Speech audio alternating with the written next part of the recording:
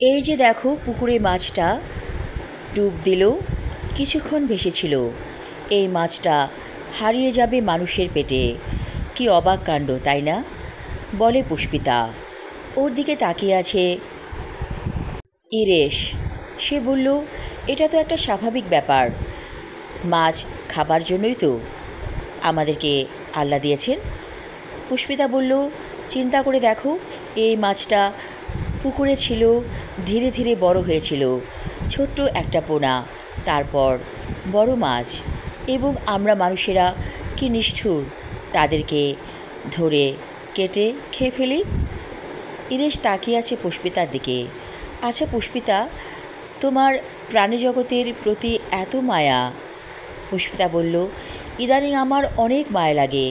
এই যে দেখো, দূরে কুকুর, পানিতে ভাসমান হাঁস, তারপর ওই যে আরও কিছু দেখা যায় ছাগল, সেগুলোকে আমার অনেক ভালো লাগে। ওরা বেড়াতে এসেছে একটা গ্রামীণ পরিবেশের মতো জায়গায়। সেখানে একটা রিসর্ট আছে, রিসর্টে থেকেছিল। প্রায়ই ওরা বেরিয়ে পড়ে ছুটি কাটানোর উদ্দেশ্যে, রিসর্টে এসে ওঠে। ওদের বিয়ে হয়েছে 2 বছর হলো। পুষ্পিতা বলল, কালের গর্ভে হারিয়ে যায় সব কিছু, আমিও একদিন হারিয়ে যাব। ইরেশ বলল, আমিও হারিয়ে যাব, এটাই তো হচ্ছে নিয়ম। আমরা হারিয়ে যাব, আবার নতুন প্রজন্ম আসবে, এভাবেই তো হচ্ছে। পুষ্পিতা বলল, আমার বেঁচে থাকতে ইচ্ছে করে 1000 বছর।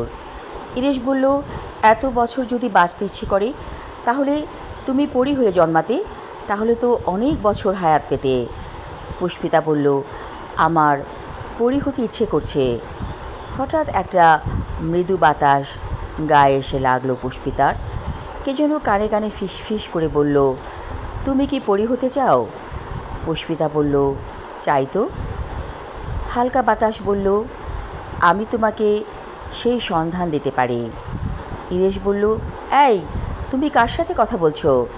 পুষ্পিতা চমকে উঠে বলল, আশ্চর্য, জানো, কে যেন আমাকে কানে কানে কি বলছিল।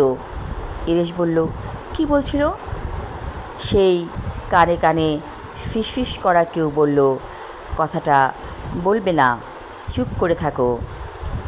পুষ্পিতা কথা অন্যদিকে ঘুরিয়ে ফেলে বলল, না, এমনি বলছিলাম, মজা করছিলাম। ইরেশ বলল, এই, চা খাবে? চলো না একটু চা খেয়ে আসি, ওই যে দূরে একটা চায়ের দোকান। পুষ্পিতা বলল, চলো যাই। আমি আমার লেখা ছোট গল্প পুষ্পিতা পর্ব 1 পড়লাম। পরবর্তী অংশ থাকবে আগামী পর্বে। ধন্যবাদ।